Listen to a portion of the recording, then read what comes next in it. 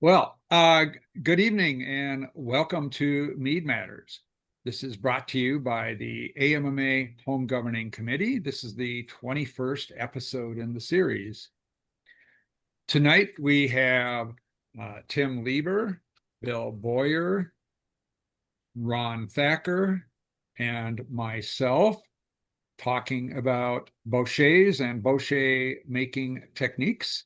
Um, we were going to have Kyle Ducharme, who got sick, and so we're sad that he's not able to join us. And one of our moderators also got sick, and hopefully he will be jumping in with us a little later this evening. We'll see if he makes it. If anyone has any questions, I encourage you to ask them this evening. There is a chat function in the Zoom platform, and we'll be monitoring that in the chat windows. Please use that to ask any questions you have of the panel at any time throughout the evening. We'll do our best to get to those questions as we proceed. So let's maybe have each of us kind of go through a little bit of our mead making background and some of the experience that we have with bochets. And I'm going to start with our new guy here. Ron, would you lead off with that? And then we'll have Bill follow. Sure. I originally got into making mead as as an aspect of getting a job with a team. Everybody else brewed. They were like, "What do you want to brew?" I didn't want to spend a lot of money on things, so I said mead wisely, and I failed to understand, well, A, the price point of quality honey, and then how far you can dive into things. But I've been doing it now for just about 14 years, and I think it's probably one of my favorite hobbies. And as an ADHD person who cycles through hobbies the way other people cycle through clothing, it's a consistent one for the past 14 years. So it's nice. And I first got into Bochets on a lark. A friend had sent me an article about a 900-year-old French recipe with the pictures of the guys in basically a Dutch oven outside cooking the honey, and I was fascinated. So I started doing that, and I think a few trips to the ER later for some burns, I figured out how to do it and not get injured. Okay, we're going to come back to the whole ER thing a little later, I think, but that seems like a good stopping point, and let's have Bill pick up from there. Yeah, so home brewer originally started with beer back about 13 years ago and dabbled my first mead back then and just boiled it like any other beer and made something terrible. Didn't really dabble much into it again until about after around right before COVID and really went more towards the mead and cider side of things when since no one was drinking my beer anymore and then started doing competitive brewing and became very hooked to that. So that's kind of my quick background of what I've been doing, and actually been getting a little bit more into doing the Bochets because I know Ron here, and I've had a couple of his stuff, and he's inspired me. Great. Tim, how about you? All right, I made my first mead in, I don't know, 91, 92. Used the Complete Joy of Home Brewing, or no, the companion book, The Mazers of Mead, that he got with the crazy English colonel. And in the back of that, it says, boil your honey. Now, you're not supposed to boil it all, but my first batch was so terrible, it got me a prize on Basic Brewing Radio's disaster show one year. Um, Went to beer and eventually figured out how to make mead correctly. So I've been making probably started making mead really seriously around 2001, 2002, and I've been kind of at it ever since. I take kind of a very scientific approach to things, so it's interesting. I've been started playing around with Bochet in 2009 or so in the crock pot because I didn't want to go to the emergency room. So, and I've tried a few other techniques over the years too. So that's kind of me. Okay, great. For myself, I started making mead in 2018, I think it was, after a long stretch as a home brewer making beer and cider and wine, all of which I continue to do now.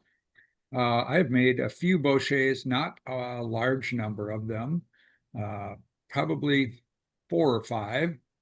I made my very first one on the stove top and discovered that honey boils over at a certain point. And since then, I've been using the crock pot because I can monitor it and stay safe.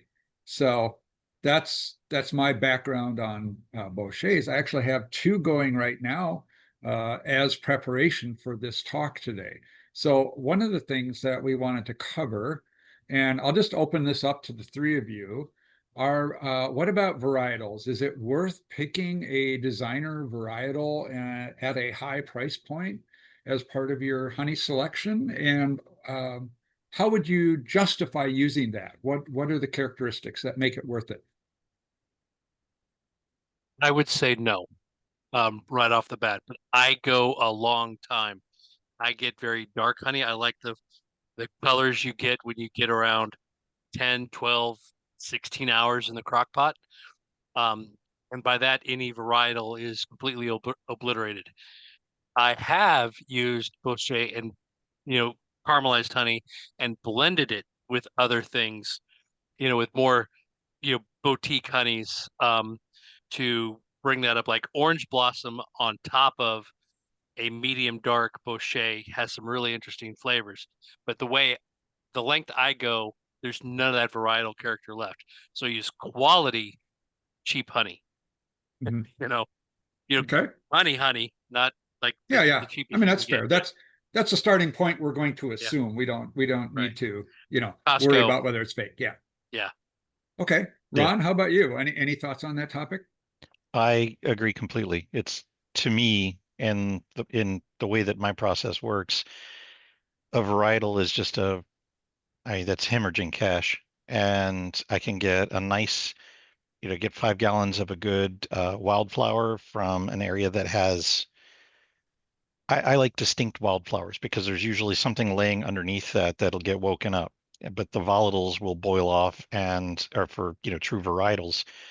And then you end up with basically what I got with wildflower.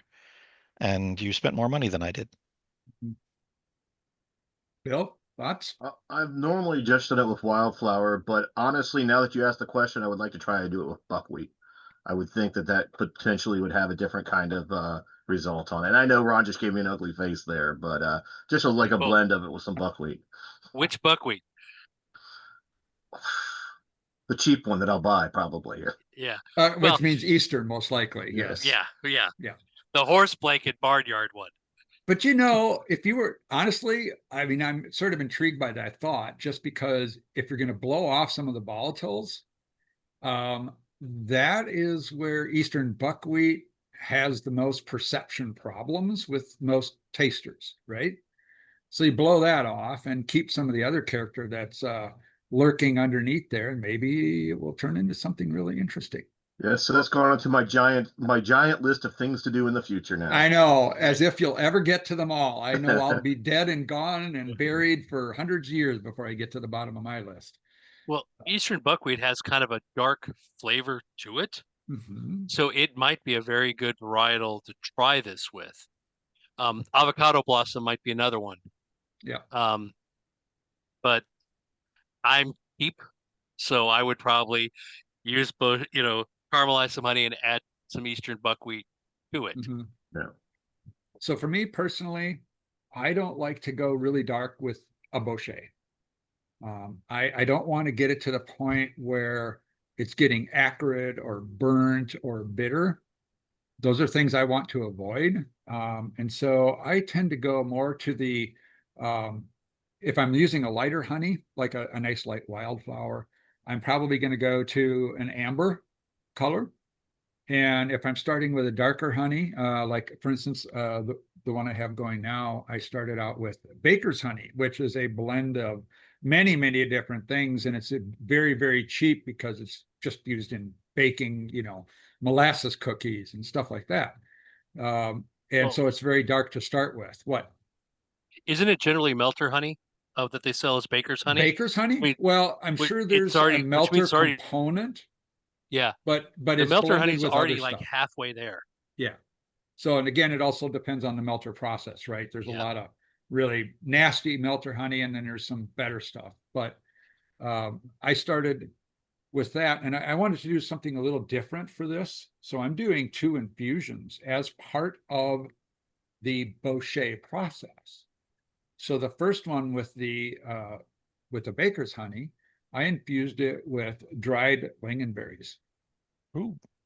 So lingonberries were something that I had pressed, and I made a mead with the juice, and then I kept the pressed fruit, and then I put it out and dried it like you would. It wasn't in a dehydrator, but similar idea. And the plan originally was to use them like dried cranberries in a salad. Well, they just sat in the freezer for a couple of years, and this project came up. So they're in the Bochet honey. And so I've got this infusion of lingonberry character in the actual Bochet, and it's all fermenting. The second one I did was with a nice light wildflower. I Bocheted it to amber, and I infused that with freshly dried elderflowers. And I can tell you after tasting it, I think that worked really well. Now, when you say infused, are you saying during the caramelization process you've thrown them in? Yes, All right. exactly. And I'm just doing a small test batch. I have a little baby crock pot that's just big enough to hold 3 pounds of honey and caramelize it safely. And that works pretty well for these little kinds of tests. So that's what I have going on right now for Bochets. I am working on a chocolate mead where I'm using some kind of dark caramelized honey to add some of those bitter notes of bitter chocolate to it to add some complexity. So, but it's not ready for prime time yet. But What would you all say about you guys are going more for darker caramelization. How do you think that affects the sweetness of the resulting honey? Do you want to go first, Bill? Yeah. So my experience, especially as it gets darker, there's a little bit more bitterness. So a lot of times I will caramelize some honey. I'm not going to use it as a verb because Ron gets really irritated when I say I bochet things. So I caramelize the honey, and I will back sweeten with caramelized honey. So it hasn't been fermented out, and that adds some of that sweetness back in. I've gotten fairly good at recognizing the point where you start to pick up the bitterness.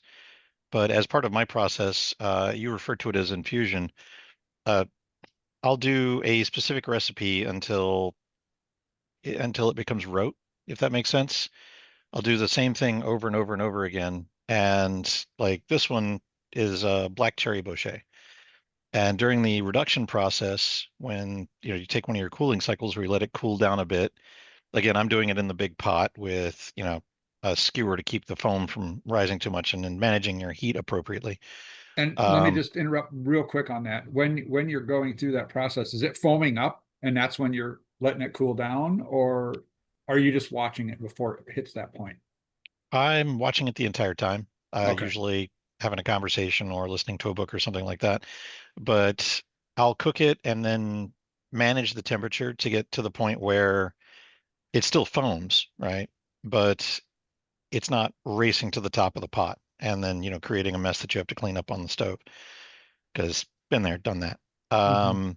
But managing that heat and then in the evening when I'm done for that particular cycle, turning things off and while it's cooling back down, when it gets to a certain point, you can add in a room temperature or slightly warmer fruit juice of your choice. I went with Knudsen's black cherry, and I did that for 2 cycles, which will change the color almost immediately because I mean this is very dark, but at that point you are making sure that your your honey's not getting charred. You're making a solid effort to keep an eye for any kind of carbonation or carbonization starting up on the edges or anything like that, because once you get a fleck of that, you've pretty much ruined that. And that's where that bitterness comes in because you got a little bit of char. It's great on a rib. It's terrible in your bochet. wow. I'm the opposite. I like to go uh deep on the caramelization. If I can get the camera to show that. So there's kind of I've got It's several it's jars, but running. It's running. Of course, it's running. That's the actually. It's interesting. So this is the setter, which is solid. Was this is a couple years old? No, no caramelization, just the raw honey. That one that was running like that was at 4 hours, and there's almost no flavor difference between the base honey and the 4 hour honey, except the 4 hour honey does not crystallize, has not crystallized in in like 2 3 years sitting in a jar. The 8 hour also did not crystallize. As you get if you get stronger, so I don't go by color, I go by time. Um, but I do know that if when you get into that 12, 14, 16 hour range, when you turn that crock pot off, you let it cool for a while, but while it's still hot, fairly hot, you need to add some water back to it or fruit juice, or I've never used fruit juice, but add water back to it because if you don't, 16-hour honey, caramelized honey sets up like roofing tar in that crock pot. And then you basically have to put it in a big sink and let it soak to get it out of there. Um, but I also, like I said, I've used it as accent as as things, and I've used honey caramelized to different levels in the same Bochet. But I actually like that bitter, caramelized, carbonized flavor that you get when you go real dark like that, because it's kind of stout like. Um, so you know, I but everybody makes mead according to their taste. So, and I don't do this a lot. I don't have like I certainly don't make as many as Ron does here, but I like that character because it is different. A lot of people around me make meads that are very sweet, and you show up with something that, you know, looks like night and tastes like a stout. It it draws people in. It's that conversation starter. So, um, they do competition. So, So one of the other things that I wanted to talk about a little more, because Ron mentioned this, is this cycle that you're going through. Maybe walk us through what that means, because I know personally I've never really ramped it up and then brought it back down again, unless it's getting late and I'm not going to be able to monitor it. I'm going to turn the thing off and then come back to it tomorrow. So maybe walk us through what that's doing for you, why you've chosen that process. Initially, I would try to do everything all in one go, and spending, I guess, anywhere from 6 to 8 hours at the stove, mixing and doing the thing over and over again. It gets a little wearing, and it also locks the stove out from being used for Mm. anything else, right? So I decided to try breaking it out and breaking it out into different sessions. So I'll take 2, maybe 3 hours, and I'll cook the honey, get it to where I want it, and if it's reduced enough, then I'll rehydrate with a fruit juice or water, whatever, to keep it from turning it into, 4 pounds of hard candy. And because eating it out of that pot is really difficult, trust me. But I found that by breaking the process out into multiple sessions, I could go further with it. And if I'm careful with the temperature and managing things, I can introduce. I I did one. It was terrible. A certain cinnamon whiskey. I thought maybe I could work that in, and it tasted like atomic fireballs gone horribly, horribly wrong. And I'm absolutely certain that at least one other person here has experienced brewing with atomic fireballs. Yeah, looking at you. But I was not successful. That, for me, that was 8 pounds of honey that I basically wasted. And fireball is not the thing you want to introduce. Actually, use atomic fireballs, I guess. I don't know. But I found that I could add additional complexity. I could make a better Bochet by breaking it out into sessions, because you don't get tired. You don't get worn out from sitting there doing the same thing for hours on end, and you can still go out and see a movie while you've got it off the heat. Everything's cooling down. It's rehydrated. It's mixed in a bit. Put the lid on to keep the animals and bugs out, and then you go do your thing. And then when you come back, move it back onto the eye, start at a low temperature, bring it straight back up, and then get right back to work. So Like this one that I'm consuming tonight that I enjoy very much. I think I spent a total of 72 hours working on it, and I was so certain that I had burned the honey. And this is probably one of the better Bochets that I've made. Mm. So you also mentioned monitoring temperature. How are you doing that? Are you using some sort of a thermal probe, a thermometer? What's happening there? So I think it's in this thing. I actually keep this thing in the office, and it's nothing fancy. It's just your straight up stick it in Okay. hot thermometer. It'll Hmm. clip onto the side of this, and I can watch the temperature. Let's see, there we go, Yep. and go about my business. But usually, for me at this point, it's eyeballing, which is really just about experience, I guess. I'm watching the level of the foam because if it's too hot, yeah, it's gonna foam, it's gonna boil over and create a mess and create some dangerous stuff or dangerous situations. But if you've got it a nice low level of foam where it never gets, higher than halfway up the pot, then you're usually okay to add your infusions. I really like that word. But for anybody that's watching this, if you're going to add something to boiling hot honey, it needs to be close to the temperature of the honey. It should not be freezing cold because that is an excitable exothermic reaction. And that is how you get to go see the ER nurse. And she says, "Do you know Ron?" You're in the textbooks, huh? All right. Let's see here. Are you shooting for a specific temperature as long as you're monitoring the temperature? I have not monitored temperature when I'm making Bochet, so I'm very curious. I I used to be aiming at, I think, getting it to 160, 170 and kind of keeping it right there because it felt like it was safe. And now, like I said, I do the eyeball method. The foam gets to a certain point. If it starts going higher than that, turn the dial down on the stove and keep it in range. Okay. Fahrenheit or Celsius? We say 160. Fahrenheit. Okay. Word distinction. Just to be It's clear, it's the same Yeah. temperature a turkey should be when it's edible. Yeah. I prefer imperial measurements. Okay. Okay. I'm sticking with metric. All right. Have any of you tried doing this with a sous vide? Yes. And Took a really, really long time. Did not generate a lot of color. Um, for me, it was more of I use a sous vide to reliquefy honey, and it just didn't seem to get very dark. I think I set it to 180. Put it, in a cooler that was closed and let it sit for a weekend, and it just didn't seem to. There was no flavor change. There was none anything else. I think it's just.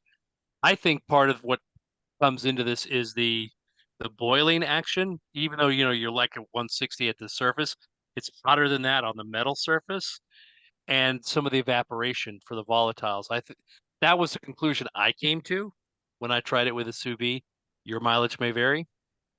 how did the sous vide itself fare? Did it wreck it or cause you any No, problems? Oh, no, really?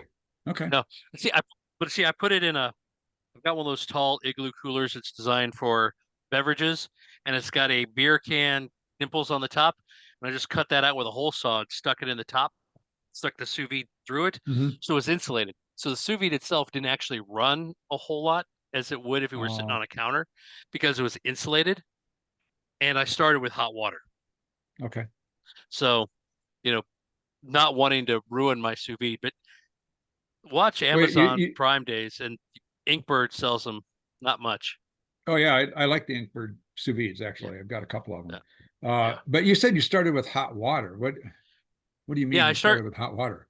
so I wanted it to sit at like 170 or 180, whatever it was. So I heated the water, used hot tap water, um, to save my sous So vide from you're having doing it to. like a double boiler? No, I just hot water out of the tap into the cooler for the water. So the sous vide did not have to bring the water up from room temperature to my target temperature. It was already hot out. I just filled the cooler with hot water. Yeah, but I don't understand why you have water when you're trying to caramelize honey. Well, in a sous vide, you talk about sous vide, the honey itself, a sous vide Yeah. immersed in the honey. Oh, no, I didn't do that. Okay. I put the honey in a jar in my sous vide in the water bath. So it's That's what like I a did. Dutch double boiler. Okay. Like you're supposed to use a sous vide.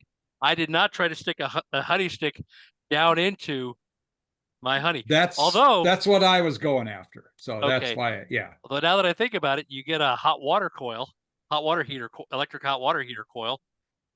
You know, You could do that, yeah. you I could do mean, that. there's a lot of ways to skin the cat, right? Yeah, yeah. So Yeah. I'm sorry, I misunderstood you. No, Yeah, mine no, was that's quite all right. in the water bath. That's why we have a conversation so we Yeah, can understand each other. yeah. Looks like Bill has some thoughts on this. No, I'm still laughing about you guys going over that because I'm like, where's this water coming from? Yeah, So, right. Oh, Okay. do you really think a sous vide's going to be able to push around that much honey? I mean, come on. Well, that was part of my question. Yeah. Yeah. Yeah. All right. We got a question in the chat. What's everyone's favorite yeast for Bochet? Let's start with Bill on that one. I'd probably go with Red Star Premier Classique. I kind of think a red wine kind of yeast is probably a good one to use with it. So that's what I've done typically with my Bochets. How about Ron? I typically go with Lalvin's D47. It's a nice sweet wine yeast, and it won't achieve an obliterating level of ABV. Tim? I think of Bochet as a red wine, so I use um the red wine yeast that I use.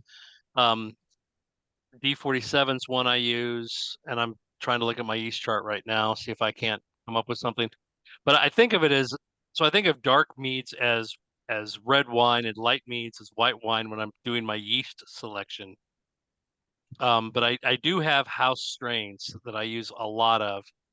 Um, and oh, D254, that's what I like for Bochet. D254. Um, yeah. 2823 is my default house white strain, but D254 is what I like for Bochet. Okay. Have you all tried using an Instant Pot? And I asked because this is one of Arthur's questions, and that's one I wouldn't have thought of. I mean, that's basically a crock pot, isn't it? I don't have one, so. Instant Pot? No? I haven't tried it yet, but I do have a spare Instant Pot, so I had a spare mead from a competition that you get the extra secondaries, and I did open up one that they claimed they did it in a they did a pressure cooker, so kind of the same kind of concept I imagine. But honestly, I didn't think it was caramelized very much, so on that one. But yeah, that's another I had a thing. buddy use his big canning pressure cooker, and I didn't think it gave very much. But he didn't go very far with it. It wasn't even much darker than a normal honey. So I think you'd have to go darker, but I would look at a canner, a pressure cooker over an Instant Pot. So that's just me. Okay. Here's another question in chat, addressed really to Ron. Since Ron is keeping his honey around 160 to 170 Fahrenheit, it seems like he's getting more Maillard reactions rather than caramelization, since the thermal decomposition temperature of sugars is 230 to 360 degrees Fahrenheit. So for those who are using crock pots, what temperature does your honey get up to? And Tim, since you use a crock pot, do you check your temperature? I do not. Okay. Thermometers of people who care. No, I don't actually. I've never actually done it. I just look at it and see how bad it burns my tongue when I eat the foam. I can tell you it's over that temperature. I can tell you it's over that temperature because you do not want to put your hand anywhere near it. I actually wrecked a crock pot that had a hairline crack in it that I was not aware of. Ooh, Um, till it had boiling dark honey into it, and it just shattered, and the whole thing just went into the trash. I didn't even try to Okay. save anything, but I'm I, sure it gets over. Like I showed this thing, you can see there's some of this honey is dark, dark. It's got decomposition products in it. It is, you know, it tastes like burnt caramelized honey. So okay. it's definitely in that Ron, yeah. range. I would like to clarify for them though. The 160, 170 is where I keep it for the infusion process for reduction and then bring it back up. I will caramelize the devil out of it to get it where I need it to be. That's usually phase one.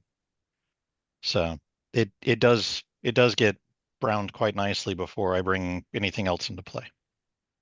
okay. So you run it up into that 230 plus range to start with. Yeah. It's again, it's I'm watching the color. So I've got high temperatures and I use these bamboo skewers to bust the bubbles. Basically, you whip it, which just causes the honey that condenses on the skewer to drop back down to the bottom and a little bit of a convection going on there. This is not something I think you could do in, a large scale process. I I try to picture some of the guys I know that make mead and, commercially out there with skewers and no, that would be the most boring thing in the world to watch. Right. Time consuming too. Hmm. Okay. Another follow up on that. What percentage of fermentable sugar decrease do you get through the caramelization process? And I have a personal follow up on that in terms of volume too, but we'll get to that. Ron, what are your thoughts on that? Fermentable sugar decrease, is there any? I've not really noticed anything. I still consistently end up in the 13 to 15% ABV range, and I don't have a large amount of crystals. I think if you actually, yeah, I think if you cook it too hot for too long, you will end up with that additional sediment on the bottom, so you're going to lose something. I've had some that were, I don't know, uh, the word I would use, I guess, is weak or watery meads.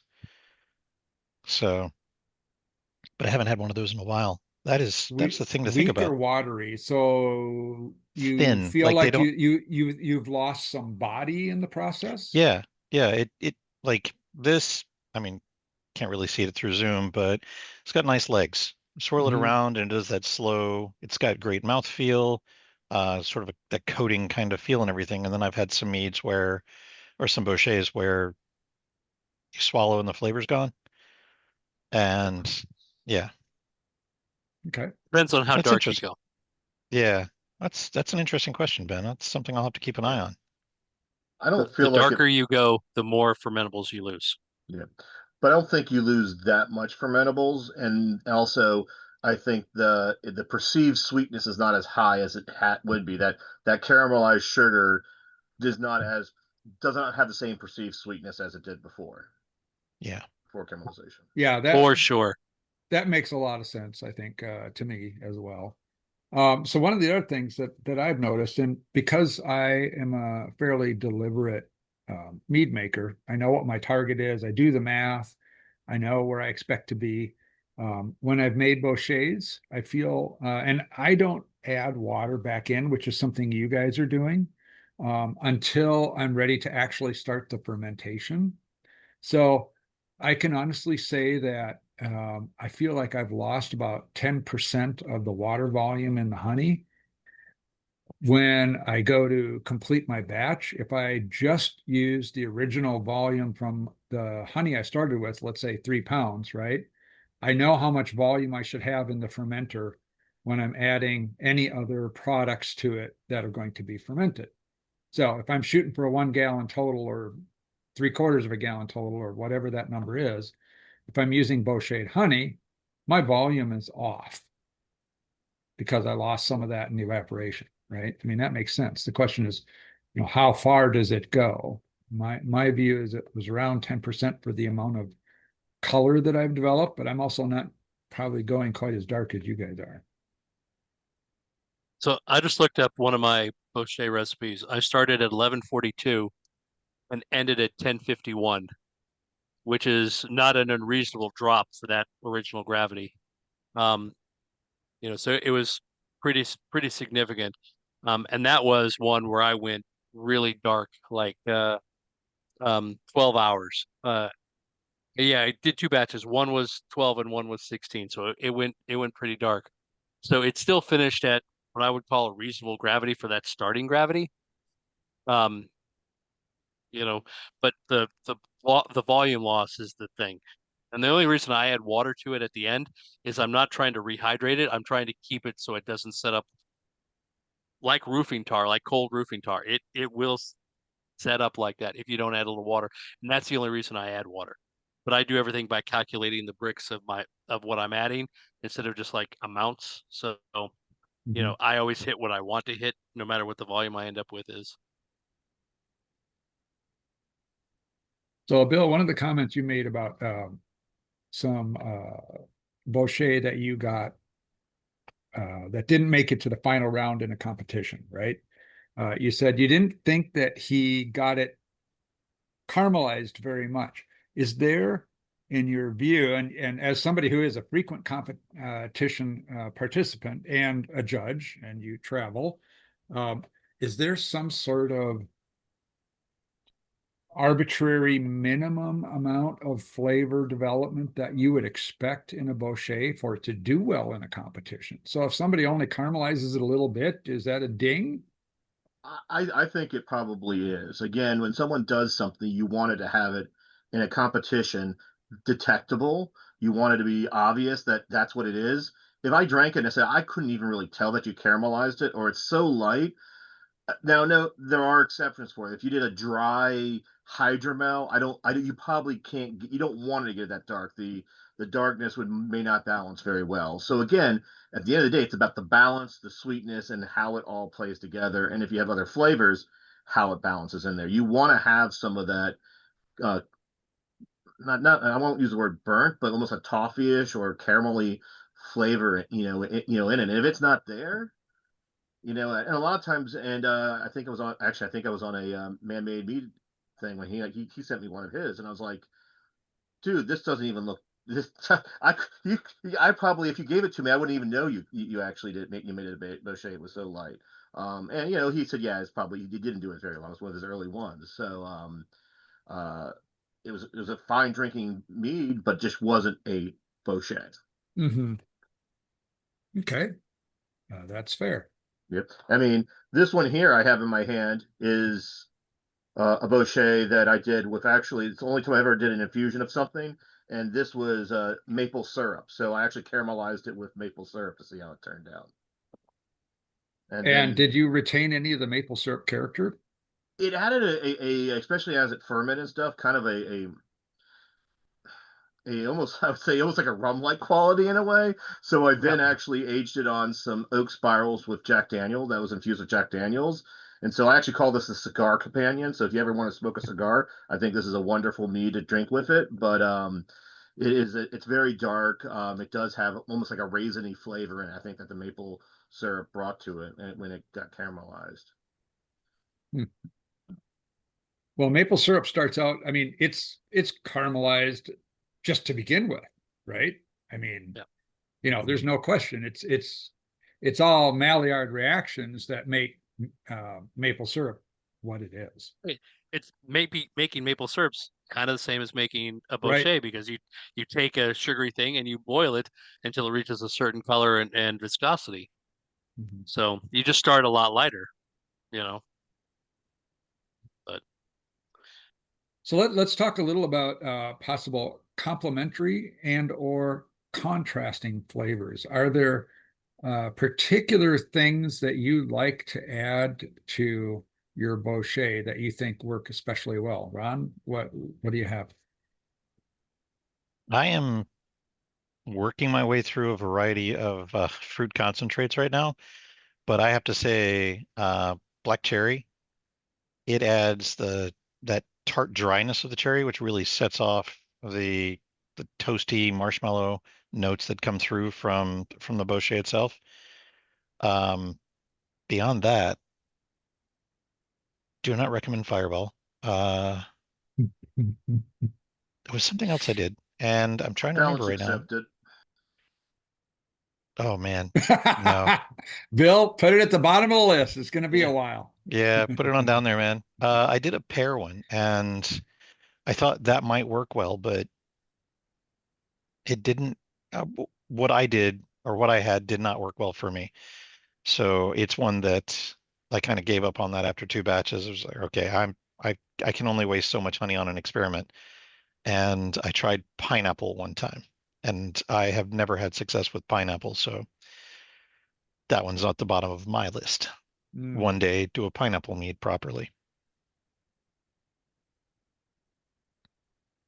Tim, any special Oh, combos that you like? um, I said earlier, I think a Bochet is kind of red wine, so things that go well with red wine. Um, Dark fruits, I like black currant with it. Um, if you throw some, I instead of putting the fruit in, I think I'll just do steam extracted juice and just rehydrate up with you know the black currant juice as an infusion. Raspberries are good if you don't go too dark. It depends on how dark you go in the color. Chocolate works. Certain darker spices work. Coffee works great. Um, if you do a short infusion of coffee in with some darker honey, with some fairly dark honey, you can get the flavor of the coffee, but the bitterness that you expect out of a cup of coffee from the honey. And so you can avoid that kind of vegetal green pepper thing that you can get from coffee beans if you put them infuse them too long. Um, and then I haven't tried much in the way of like flowers or something. Elderflower seems like a very interesting addition. But honestly, I would probably just buy a bottle of good French elderflower liqueur and just pour that in with it. I can only get like really dried elderflower. We can't get them like fresh dried around here. But that's an idea. And also I look like I get inspired by old liqueur recipes. So if you look like at a dark liqueur, maybe something along those lines, you know. Bill, any favorites? I think the darker fruits. I've made a Bochet which was black raspberries and chocolate, and that one's done well in competitions and stuff. But yeah, I wouldn't do. I don't know if pineapple would work well with it. Apples probably would. You get a caramel apple kind of thing. So I think that would work out well. But yeah, I think in general, I think Tim's right. I think of it as like a red wine. So I'm thinking of things that would pair well with that. But not Okay. cheese. Not cheese It directly in the depends on meat. Yeah. don't throw down that gauntlet. Oh boy. Limburger, Yeah, Bochet on its way. yeah. Uh-huh. I Woo, threw down a baby. gauntlet about durian fruit, and somebody showed it up in a competition with it. So Hmm. as a mead, Gonna Okay. I go will great say with my buckwheat honey. Serrano works Serrano peppers work surprisingly well with the Bochet. It's not a whole lot of heat, so for those of us that, really don't want to set ourselves on fire, but do want that green pepper flavor, it will carry through and come out as sort of a cinnamon flavor. Hmm. Interesting. So it's nice. It's actually really pleasant. It's good for a It, cold night around the fire. so the fact that it changes into more of a cinnamon character, is that a consequence of the heating of the pepper during the infusion process, or what what's that about? That's a level of the science that I haven't gotten into. I made a one-off, and it was sort of we were making presents for each other, and I thought I'll make a Bochet and I'll sneak some Serrano peppers in there. And oh, they loved it. And they're like, "Do you have another case of this?" And I said, "I only made the one." Um, but it had like a light cinnamon with that chili flavor, Hmm. that goes so well with chocolate and things like that, without having a whole lot of, like, obviously it took the seeds out, so it didn't have all that capsaicin heat. Mhm. Um, but it probably would have been nice with a little bit of heat. chipotle, dried Yeah, chipotle chilies, smoked sure. heat jalapeno. Yeah. See, I'll stay So, away from jalapenos. That's the edge of the I'm now cooking for heat kind of area for me. okay. Bill, I wanted to follow up on chocolate. So you said chocolate works well in a Bochet. How are you adding your chocolate? Is it nibs? Is it actual chocolate? What's your process? Well, I do chocolates all different ways. The one I did before, it was cocoa nibs, a little bit of vanilla because again, when you do cocoa nibs, you have to have a little bit of the vanilla in there to make it give it more chocolate flavor. But I mean, I've done some with Amaretti's chocolate syrup. I actually sometimes will do it with both, where you take Amaretti's chocolate syrup and the cocoa nibs, because again, these different sources of stuff hit different parts of the palate, and so doing a chocolate more than one way in something actually can help really enhance the chocolate flavors. Awesome. Like a musical chord. Yeah. Now, one thing I do avoid in chocolate, I've never done, is I don't use powdered chocolate. I think, unless you're doing a great job clarifying, I think it messes up the mouthfeel. Anytime I've had I've had people, I've judged chocolate meads, and you're like, they just put Nestle's Quick in this or something. So I'm curious. I've never experienced that, but what would you describe that as? Is it gritty or what? Yeah, it kind of has a aftertaste and a mouthfeel that sometimes is, again, maybe people have done it where I haven't caught that, but I mean, someone has said I called them out on it. I think actually, I want to say it was Kyle who did it actually. He's like, yeah, Oh, that's really? exactly what I did. Now I wish he was here. Talkie. But yeah, so yeah, it was a kind of a chalky kind of a flavor, and the thing is like, it just didn't meld well. It stood out. It didn't. Again, when you're drinking, you're judging. It's about balance. How well do the pieces connect together? If it's disjointed, something's wrong. Mhm. Okay. One of the other questions in the chat here is, have you ever caramelized a varietal honey and found that the flavor or character was noticeably different compared to before caramelization? Any experience that really stood out? We kind of covered this at the beginning. I don't, because I think the way I do it, it is so hammered in terms of volatiles that there's nothing left. I will blend caramelized honey with a good varietal, but I don't waste my money on a varietal that I'm going to caramelize for an extended period of time because I think it just hammers the heck out of it. Although Bill brought up buckwheat, so I'm giving a thought to buckwheat. But wheat may actually benefit from it to Yeah, kind of blow off some of those volatiles people find objectionable. Or so rabbit bush honey I see once in a while that reminds me of a lighter version of that eastern buckwheat that I might try it with, for the same reason. Maybe blow off some of those you know things that people find objectionable. I tried with magnolia honey that my next door neighbor was an apiarist, and magnolia trees all over the neighborhood, and it made a really fine traditional mead. So I had a little bit left, and I thought I would bochet this, and now you guys have got me using it as a verb. Yep, exactly. I Uh, was going to comment. Oh, no. but so I cooked the honey, and at the end of the process, and I only did a short process for this one. All of it was gone. It was just wildflower honey at that point, and it tasted like anything else. I lost all of that redolence of, those huge blossoms. Like in a traditional, it was a mead that it tasted like, just a cool southern evening, which we haven't had in a minute. But yeah, it was really good. But yeah, varietals, I'm with Tim. It's not a part of my process anymore. I mean, it would have to be like a darker honey, and again, it.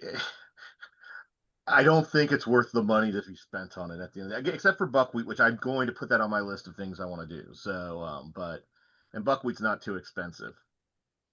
Right. Well, if nothing else, one thing about these chats is it's an opportunity for some inspiration, and people go off and come up with some great ideas and processes. And I hope that turns out. I do want to share one experience, not me personally, but I'm acquainted with the folks at Manic, and they decided to make a meadow foam Bochet. And when I heard about this, I thought, oh my God, they're just going to bleed money. And so I did get a bottle of it.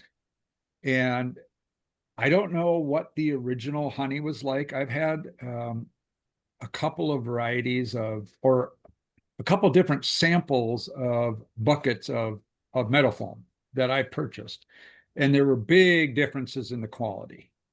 The really good one compared to the really good one, I would say that the Manic Meadow Foam Bochet lost a lot of the character. But if I was comparing it to the second bucket I got, which was not nearly the quality, I would say it didn't lose as much as I would have thought. There was still quite a bit of meadow foam character in that Bochet.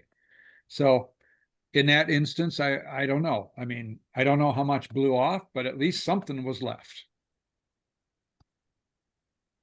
And then there's another question in the chat here. Anybody have a Bochet braggot experience? The example provided was an Imperial Stout braggot a couple of years ago that this individual made. Anybody done anything like that? I have not, but I could see myself doing it like a brown ale or something like that. I think would work out well. So there's definitely some styles that would work with it. Now, one thing I want to mention about Bochets and about competitions, Bochet is a experimental mead. Even if you throw whatever else in it, it always goes over there. So even if you made a braggot with a Bochet, it goes in experimental. It's not a braggot anymore because you have caramelized the honey, and that's one of the definitions of changing the fermentables. So one thing it irritates me when I see that, and when I judge, I'm like, I'm judging stone fruit. You declared it as a being caramelized honey. Sorry, this is supposed to be in the wrong. This is the wrong category. But yeah, Yeah, I mean, definitely, I do think to answer his question on it though, there are definitely beer styles, as a home brewer that I can see it working very well with. I've actually done it with a stout, and it worked very well. But I used very dark honey, and I backed off the black grains and used the honey to make that up. Because the idea was that it was drier. It was more. I told people it was a Belgian Imperial Stout because that Belgians add the sugar syrup, so they are drier and more digestible. So it was drier than your typical stout because the honey fermented out, but it still had that character and that darkness. But it didn't do well in competition either because people didn't know what to make of it. There's not enough honey to be a mead. There's not enough beer to be a beer.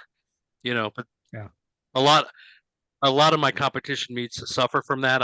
I'm you know I should probably pay more attention to how Bill enters stuff and start trying to ape that rather than going off on my own direction and like, oh, here's a cashew fruit mead.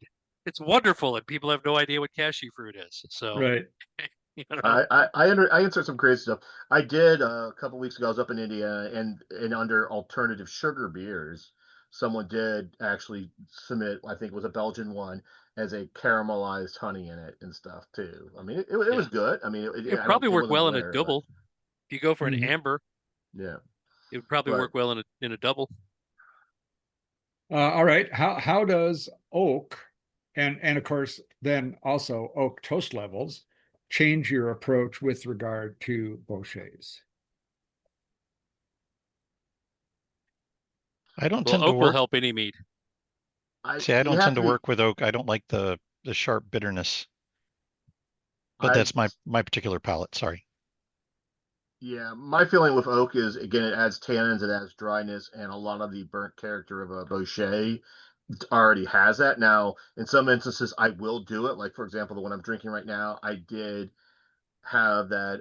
I did infuse the oak with Jack Daniels because I wanted that. It had this complex, kind of like this liqueur kind of flavor that I wanted. I was trying to aim for that, so it added some complexity. But I also had to then back sweeten it with more caramelized honey to help balance out that bitterness. And even now, as I drink it, there is I think, a balanced bitterness, but it is an aggressive bitterness at the end of this one. Yeah. So I have used second run oak cubes. So I put it in used oak cubes. I put in something else, and then I soaked those in dark rum, and then added those. Used that in my meat. So you're not getting a lot of tannin contribution at that point. You're kind of getting the flavors, and that worked. But I would shy away from very dark toasts, and I would shy away from very long oak exposures to get those tannins in there. Okay. Let's talk a little bit about blending other honeys into your mead making process for a Bochet. So, 2 points at which you might want to consider doing that. One is you blend it in at the start of fermentation, right? So I know we touched on that a little bit. And then the second thing is bringing some varietal character back to the finished mead post fermentation. So Ron, start with that and tell us what you think. I kind of like the idea of adding something. I don't typically back sweeten unless I've really missed the mark on my measurements. I'm with Tim on that. And but I don't know. I've been thinking about it for a bit now. Back sweetening with sourwood to get just that hint of star anise into something. Yeah, I like the idea of that. I think that's an avenue for, getting a second job and buying a lot more honey and some experimentation, or possibly winning the lottery. You got to have a side gig. Yeah, yeah, and it's not going to be being pretty. So Bill, thoughts? I would probably back sweeten with stuff, but again, if I do that, I mean, as I said, normally a lot of times I will caramelize a little bit more honey and add it in there. Um, Again, if I don't want any more of the kind of that the more of the burnt flavors or anything like that, I would probably go with a darker honey, like a macadamia honey or something like that. Just to kind of go with the roundness that you already have with the dark notes that you get from a Bochet. If I'm going to add honey, I generally add it when I make the must, and I do blend in with that, and then I generally will use whatever if it requires back sweetening for balance, I will back sweeten with the varietal. But metafoam and with some of those dark toasty notes, you can get very much a toasted marshmallow flavor, which is a much better way to do it than try to put a bunch of toasted marshmallows in a fermenter. Let me tell you Oh that. God. Yeah, I can only That was an imagine. early experiment that went badly. But Mm. that's how I generally do it is I blend in. I almost never use 100% caramelized honey in a Bochet. I will generally bring it up with some uncaramelized honey because I want that greater depth of character. So, or I will blend it with honey, really dark honey with less caramelized honey with raw honey to kind of build that suite of flavors rather than just whatever. And if I do that, where I'm blending different toast levels, so to speak, it's all the same honey out of the same batch, out of the same whatever, so that it all flows together. But varietal in the must is can be nice if you do the right one. You know, orange blossom goes with anything, but um, meadow foam can be nice. But I don't know if I'd do star thistle because that menthol thing may get a little weird with the caramelized roasty notes. Could be great, but I don't know if I'd try it off the top of my head. Okay. Another question in the chat was, what are the absolute best Bochets you've tried, and how would those fare commercially?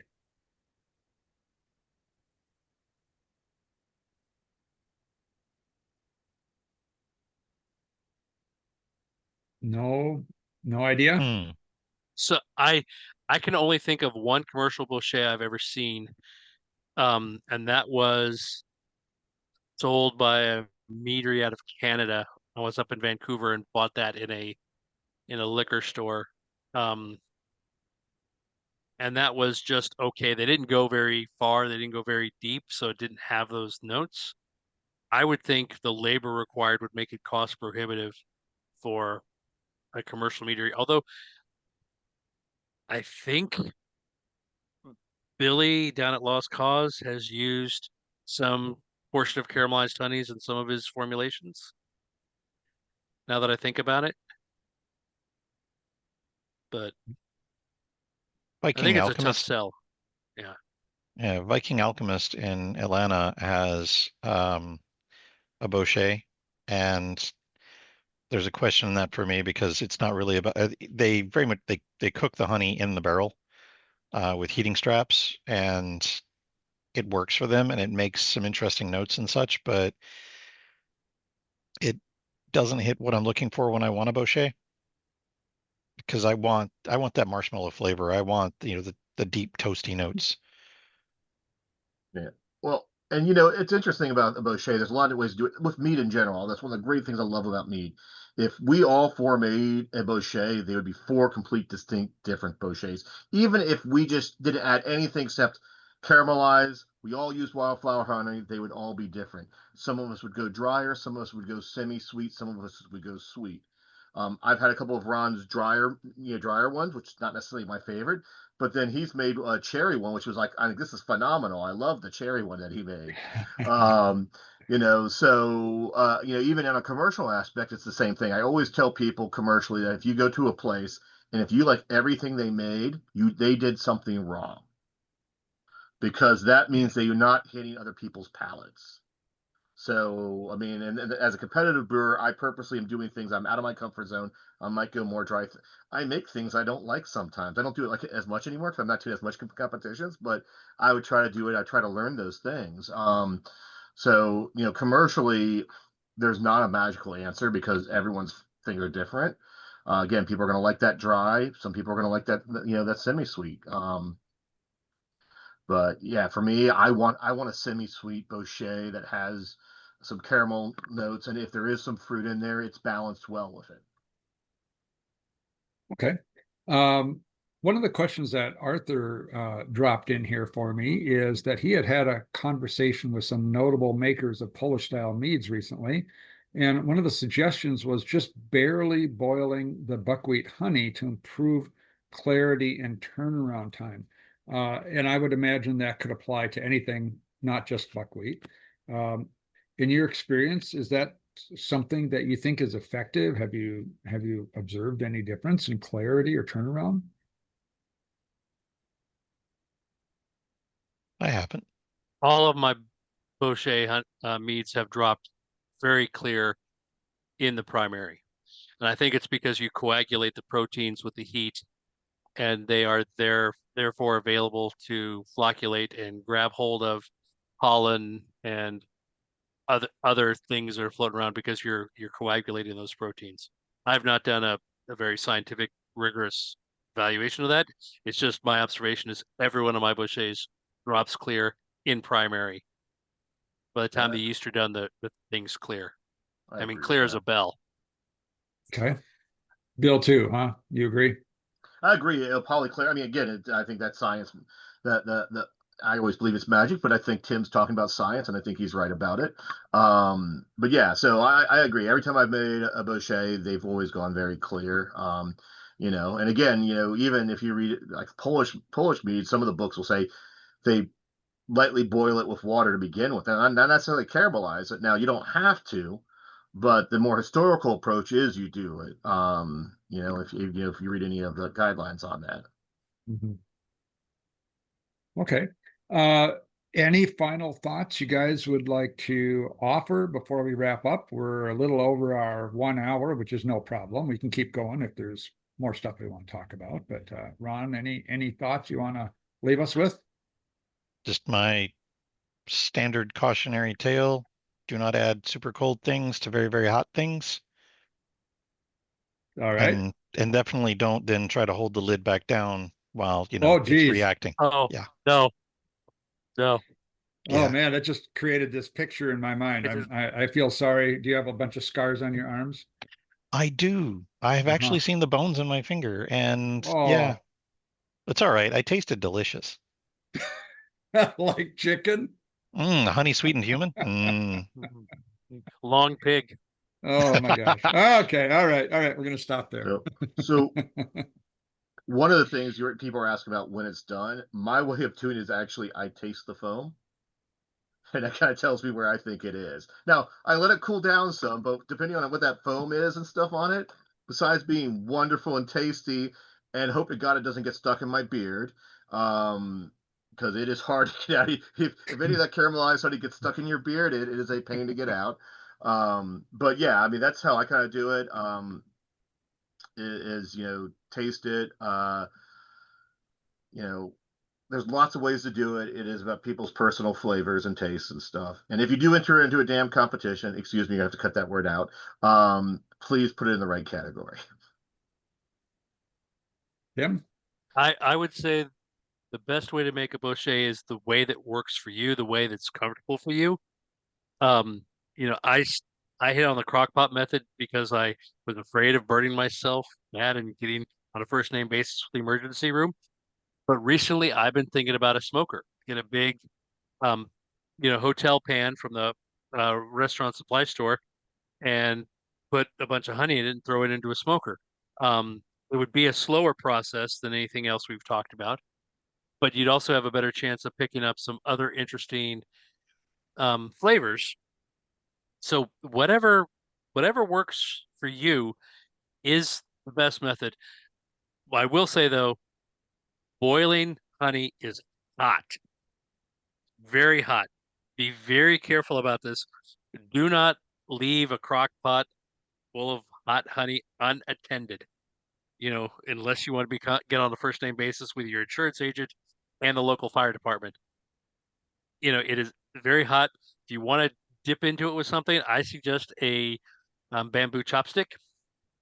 I actually went down to the restaurant supply store and bought a big bag of them so I can use them and pitch them. I don't feel bad because they're wood, so they could throw in my compost bin, but still, be cautious.